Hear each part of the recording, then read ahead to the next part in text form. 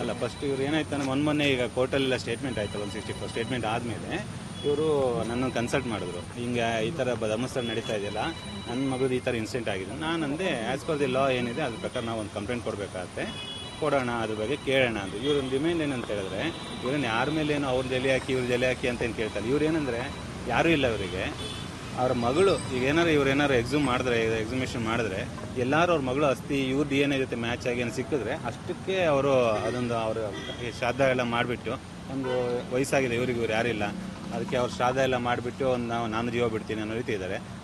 ಅದಕ್ಕೋಸ್ಕರ ನಾವು SP ಸಾಹೇಬ್ರು ಮೀಟ್ ಮಾಡೋಕ್ಕೆ ಬಂದ್ವಿ.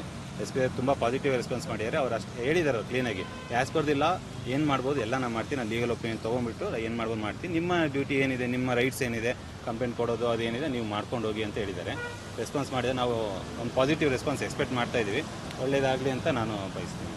ಸರ್, ಈಗ ಅವ್ರದ್ದು ಜಾಗದ ವಿಚಾರ, ಅದನ್ನು ಇದರಲ್ಲಿ ಜಾಗದ ವಿಚಾರ ಸಿವಿಲ್ ಮ್ಯಾಟರ್ ಇದೆ, ಅದನ್ನು ಇಲ್ಲಿ ತರೋಕ್ಕಾಗಲ್ಲ. ಅದರಲ್ಲಿ ನಾನೇನು ಡಾಕ್ಯುಮೆಂಟ್ ವೆರಿಫೈ ಮಾಡ್ತೀವಿ.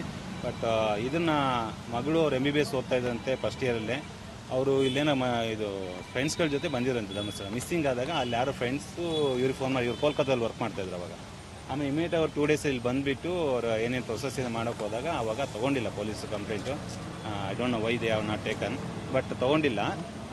ತೊಗೊಳ್ದೇ ಇದ್ದಿದ್ದಾಗ ಅವ್ರು ಏನು ಮಾಡ್ಯಾರ, ಪಾಪ ಅವ್ರಿಗೆ ಹಿಂದೆ ಮುಂದೆ ಯಾರು ಇಲ್ಲ, ಎದುರ್ಕೊಂಡು ಸುಮ್ಮನಾಗಿದ್ದಾರೆ.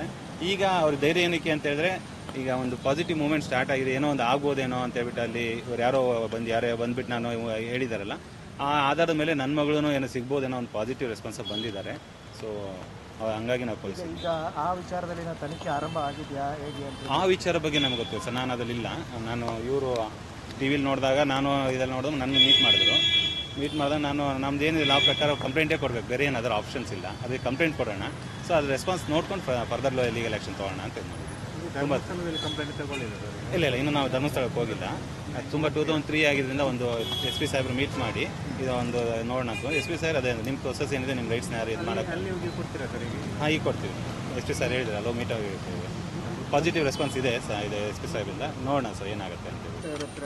ಅಲ್ಲ ಫಸ್ಟ್ ಇವ್ರು ಏನಾಯ್ತು ಮೊನ್ನೆ ಈಗ ಕೋರ್ಟಲ್ಲೆಲ್ಲ ಸ್ಟೇಟ್ಮೆಂಟ್ ಆಯ್ತು 164 ಸ್ಟೇಟ್ಮೆಂಟ್ ಆದಮೇಲೆ ಇವರು ನನ್ನನ್ನು ಕನ್ಸಲ್ಟ್ ಮಾಡಿದ್ರು. ಹಿಂಗೆ ಈ ಥರ ಧರ್ಮಸ್ಥಳ ನಡೀತಾ ಇದೆಯಲ್ಲ, ನನ್ನ ಮಗದು ಈ ಥರ ಇನ್ಸಿಡೆಂಟ್ ಆಗಿದೆ. ನಾನು ಅಂದೆ ಆ್ಯಸ್ ಪರ್ ದಿ ಲಾ ಏನಿದೆ ಅದ್ರ ಪ್ರಕಾರ ನಾವು ಒಂದು ಕಂಪ್ಲೇಂಟ್ ಕೊಡಬೇಕಾಗತ್ತೆ, ಕೊಡೋಣ, ಅದ್ರ ಬಗ್ಗೆ ಕೇಳೋಣ ಅಂತ. ಇವ್ರ ಡಿಮ್ಯಾಂಡ್ ಏನಂತ ಹೇಳಿದ್ರೆ, ಇವ್ರನ್ನ ಯಾರ ಮೇಲೇನು ಅವ್ರು ಜಲೆ ಹಾಕಿ ಇವ್ರು ಜಲೆ ಹಾಕಿ ಅಂತ ಏನು ಕೇಳ್ತಾರೆ. ಇವ್ರು ಏನಂದರೆ ಯಾರೂ ಇಲ್ಲ ಇವರಿಗೆ, ಅವ್ರ ಮಗಳು ಈಗ ಇವ್ರೇನಾರು ಎಕ್ಸಿಮಿಷನ್ ಮಾಡಿದ್ರೆ ಎಲ್ಲರೂ ಅವ್ರ ಮಗಳು ಅಸ್ತಿ ಇವ್ರ DNA ಜೊತೆ ಮ್ಯಾಚ್ ಆಗಿ ಏನು ಸಿಕ್ಕಿದ್ರೆ ಅಷ್ಟಕ್ಕೆ ಅವರು ಅದೊಂದು ಅವರು ಶ್ರಾದ್ದ ಎಲ್ಲ ಮಾಡಿಬಿಟ್ಟು, ಒಂದು ವಯಸ್ಸಾಗಿದೆ ಇವ್ರು ಯಾರಿಲ್ಲ, ಅದಕ್ಕೆ ಅವ್ರು ಶ್ರಾದ್ದ ಎಲ್ಲ ಮಾಡಿಬಿಟ್ಟು ನಾನು ಜೀವ ಬಿಡ್ತೀನಿ ಅನ್ನೋ ರೀತಿ ಇದ್ದಾರೆ.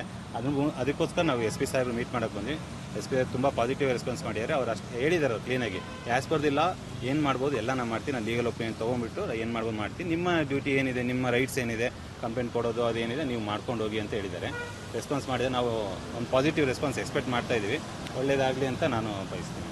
ಸರ್, ಈಗ ಅವ್ರದ್ದು ಜಾಗದ ವಿಚಾರ, ಅದನ್ನು ಇದರಲ್ಲಿ ಜಾಗದ ವಿಚಾರ ಸಿವಿಲ್ ಮ್ಯಾಟರ್ ಇದೆ, ಅದನ್ನು ಇಲ್ಲಿ ತರೋಕ್ಕಾಗಲ್ಲ. ಅದರಲ್ಲಿ ನಾನೇನು ಡಾಕ್ಯುಮೆಂಟ್ ವೆರಿಫೈ ಮಾಡ್ತೀವಿ.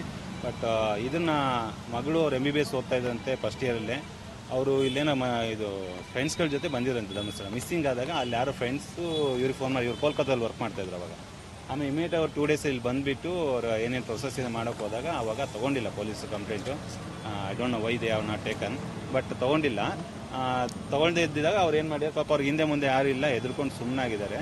ಈಗ ಅವ್ರ ಧೈರ್ಯ ಏನಕ್ಕೆ ಅಂತ ಹೇಳಿದ್ರೆ, ಈಗ ಒಂದು ಪಾಸಿಟಿವ್ ಮೂವ್ಮೆಂಟ್ ಸ್ಟಾರ್ಟ್ ಆಗಿದೆ, ಏನೋ ಒಂದು ಆಗ್ಬೋದೇನೋ ಅಂತ ಹೇಳ್ಬಿಟ್ಟು ಅಲ್ಲಿ ಇವ್ರು ಯಾರೋ ಬಂದುಬಿಟ್ಟು ನಾನು ಹೇಳಿದಾರಲ್ಲ, ಆ ಆಧಾರದ ಮೇಲೆ ನನ್ನ ಮಗಳೂ ಏನೋ ಸಿಗ್ಬೋದೇನೋ ಒಂದು ಪಾಸಿಟಿವ್ ರೆಸ್ಪಾನ್ಸ್ ಬಂದಿದ್ದಾರೆ. ಸೊ ಹಂಗಾಗಿ ನಾವು ಪೊಲೀಸ್ ಈಗ ಆ ವಿಚಾರದಲ್ಲಿ ತನಿಖೆ ಆರಂಭ ಆಗಿದೆಯಾ ಹೇಗೆ ಅಂತ ಆ ವಿಚಾರ ಬಗ್ಗೆ ನಮ್ಗೆ ಗೊತ್ತಿಲ್ಲ ಸರ್. ನಾನು ಅದರಲ್ಲಿಲ್ಲ. ನಾನು ಇವರು TV ನೋಡಿದಾಗ ನಾನು ಇದೆಲ್ಲ ನೋಡಿದಾಗ ನನ್ನ ಮೀಟ್ ಮಾಡಿದಾಗ ನಮ್ದು ಏನಿದೆ ಲಾ ಪ್ರಕಾರ ಕಂಪ್ಲೇಂಟೇ ಕೊಡಬೇಕು, ಬೇರೆ ಏನು ಅದರ ಆಪ್ಷನ್ಸ್ ಇಲ್ಲ. ಅದಕ್ಕೆ ಕಂಪ್ಲೇಂಟ್ ಕೊಡೋಣ, ಸೊ ಅದು ರೆಸ್ಪಾನ್ಸ್ ನೋಡ್ಕೊಂಡು ಫರ್ದರ್ ಲೀಗಲ್ ಆ್ಯಕ್ಷನ್ ತೊಗೊಳ್ಳೋಣ ಅಂತ ಮಾಡಿದ್ವಿ. ಕಂಪ್ಲೇಂಟ್ ತಗೊಳ್ಳಿಲ್ಲ ಸರ್? ಇಲ್ಲ ಇನ್ನು ನಾವು ಧರ್ಮಸ್ಥಳಕ್ಕೆ ಹೋಗಿಲ್ಲ. ತುಂಬ 2003 ಆಗಿದ್ದರಿಂದ ಒಂದು SP ಸಾಹೇಬ್ರು ಮೀಟ್ ಮಾಡಿ ಇದೊಂದು ನೋಡೋಣ ಅಂತ. SP ಸಾಹೇಬ್ ಅದೇ ನಿಮ್ಮ ಪ್ರೊಸೆಸ್ ಏನಿದೆ, ನಿಮ್ಮ ರೈಟ್ಸ್ನ ಯಾರು ಇದು ಮಾಡೋಕ್ಕೆ ಅಲ್ಲಿ ಕೊಡ್ತೀರಾ ಸರ್? ಈಗ ಕೊಡ್ತೀವಿ. SP ಸಾಹೇಬ್ ಹೇಳಿದ್ರೆ ಅಲ್ಲೋ ಮೀಟ್ ಆಗಿರ್ತೀವಿ. ಪಾಸಿಟಿವ್ ರೆಸ್ಪಾನ್ಸ್ ಇದೆ SP ಸಾಹೇಬಿಂದ. ನೋಡೋಣ ಸರ್ ಏನಾಗುತ್ತೆ ಅಂತ.